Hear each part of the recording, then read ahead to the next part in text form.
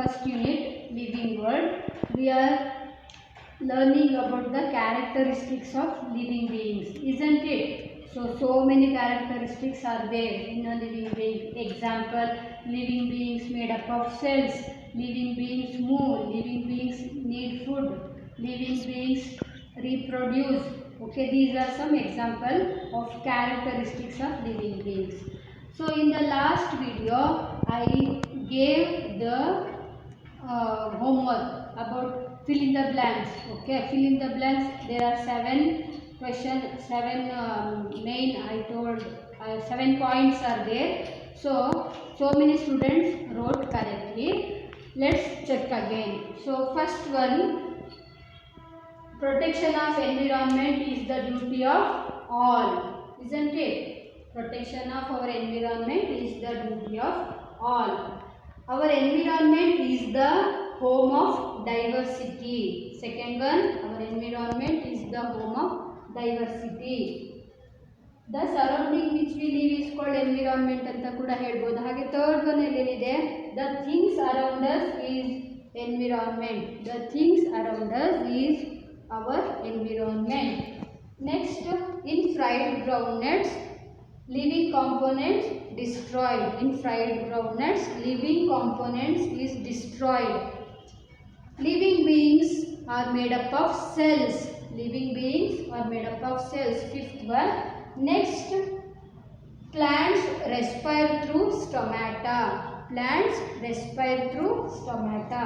Last one, with the help of oxygen, the energy in the food is made available to our body. ಅಂದರೆ ಏನಿದು oxygen, ನಾವು ಉಸಿರಾಡೋ ಆಕ್ಸಿಜನ್ನು ಏನು ಮಾಡುತ್ತಪ್ಪ, ನಾವು ತಿಂದಿರೋ ಆಹಾರವನ್ನು ಅದರಲ್ಲಿರೋ ಎನರ್ಜಿಯನ್ನು ನಮ್ಮ ಬಾಡಿಗೆ ಅವೈಲೇಬಲ್ ಮಾಡಿಸುತ್ತೆ. ಅಂದರೆ ಬಾಡಿಗೆ ಸಿಗೋ ರೀತಿ ಮಾಡುವಂಥದ್ದು ಯಾವುದು? Oxygen.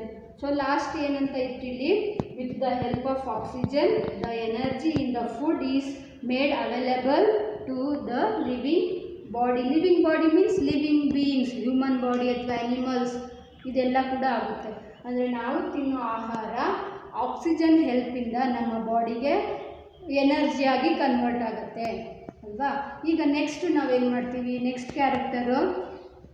Characteristics, living beings need food ಅಲ್ವಾ. ಇದರಲ್ಲಿ ಪ್ಲ್ಯಾಂಟ್ಸ್ಗಳಿಗೂ ಮತ್ತು ಆ್ಯನಿಮಲ್ಸ್ಗೂ ವ್ಯತ್ಯಾಸ ಇದೆ ಮಕ್ಕಳೇ. ಇವಾಗ ನಾವು ಹ್ಯೂಮನ್ ಬೀಯಿಂಗ್ಸ್ ಅಥವಾ ಆ್ಯನಿಮಲ್ಸ್ಗಳು ನಮ್ಮ ಬೇಕಾಗಿರೋ ಫುಡ್ನ ನಾವೇನೇ ತಯಾರು ಮಾಡ್ಕೊಳಕ್ಕಾಗಲ್ಲ.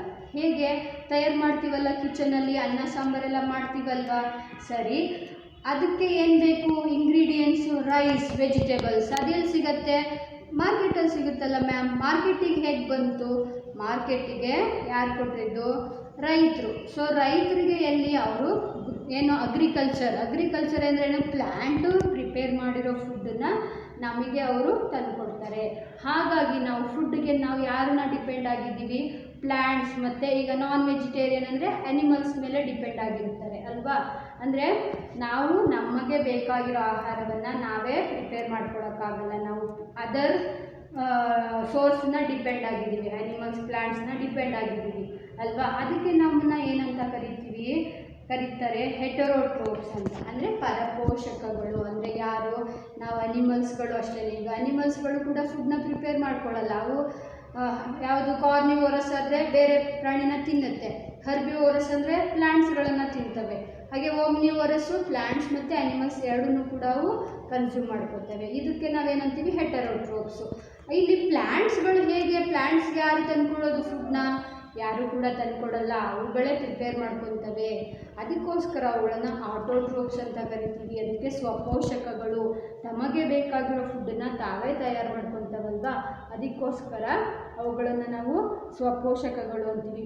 Green plants produce there own food, that's why we call green plants as autotrophs. Animals and human beings depend other sources for food. So animals and human beings are called heterotrophs. ಅದು ಇಲ್ಲಿ ಬರುತ್ತೆ ಮಕ್ಕಳ. ಹಾಗೆಯೇ ಪ್ಲ್ಯಾಂಟ್ಗಳು ಫುಡ್ನ prepare ಮಾಡ್ಕೊತವೆ ಅಂತ ಹೇಳಿದ್ವಿ. ಆ ಒಂದು ಪ್ರೋಸೆಸ್ನ ಏನಂತ ಕರೀತಾರೆ? ಫೋಟೋಸಿಂಥಸಿಸ್ ಅಂತ ಕರೀತಾರೆ.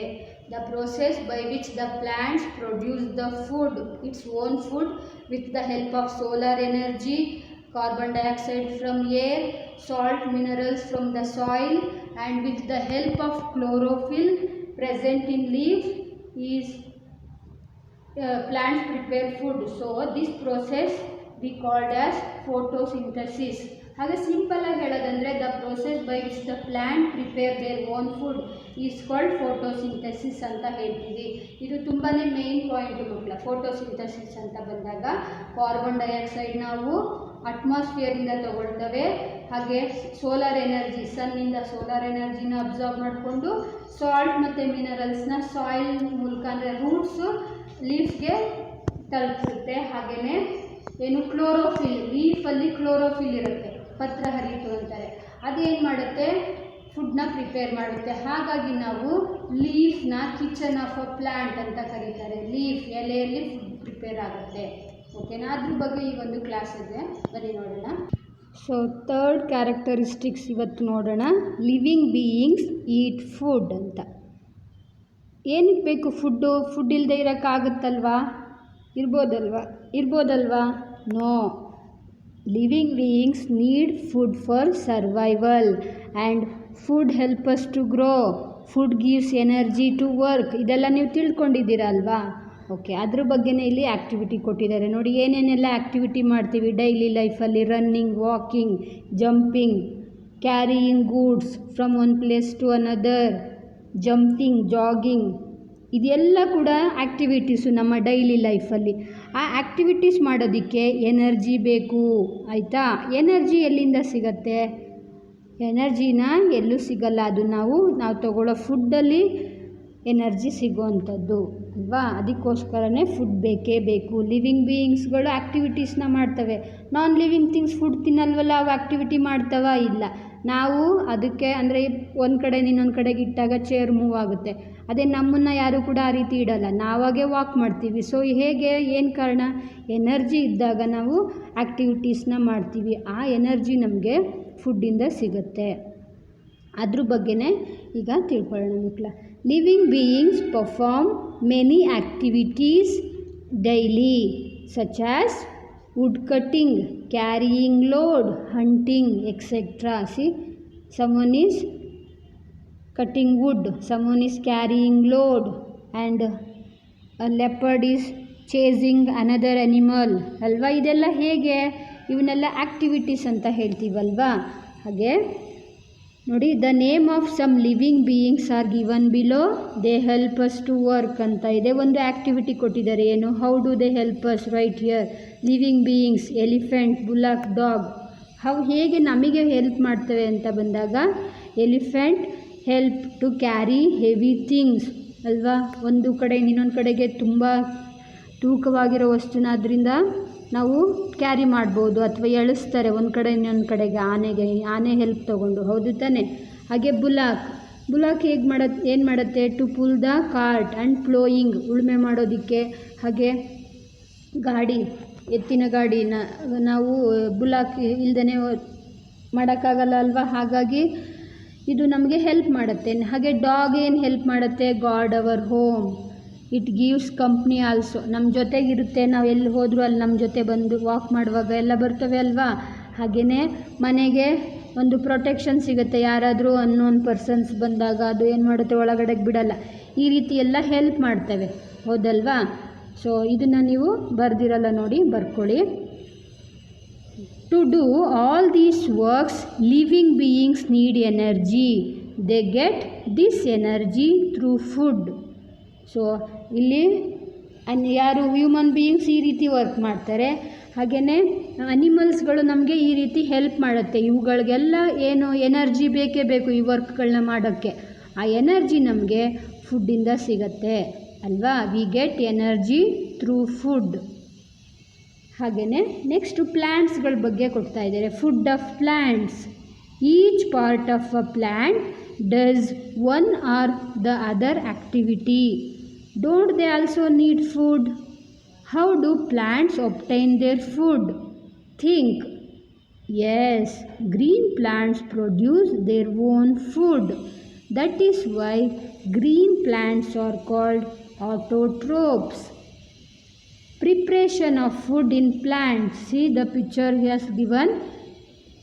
to show how the plants prepare their food. See, solar energy, using solar energy from sun. In atmosphere, carbon dioxide is used to produce food, and chlorophyll present in a leaf.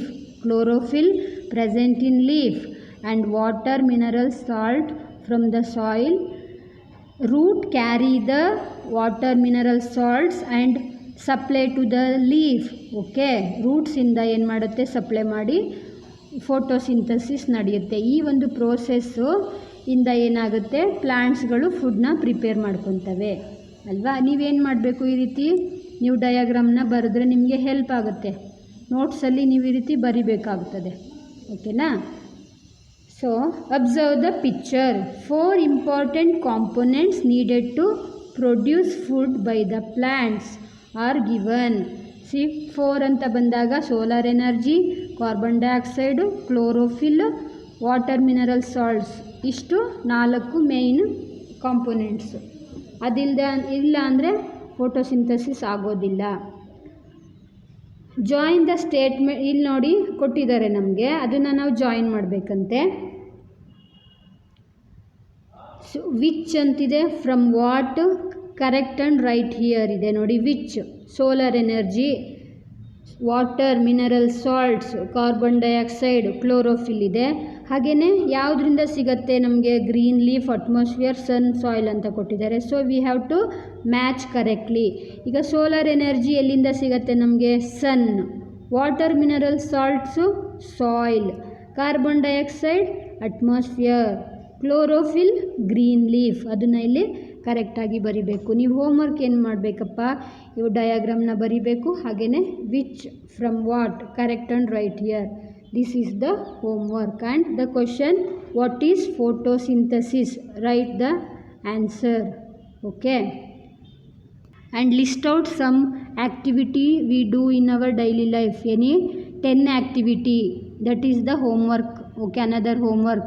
List out any 10 activity we do in our daily life. Okay, write and send me. Thank you.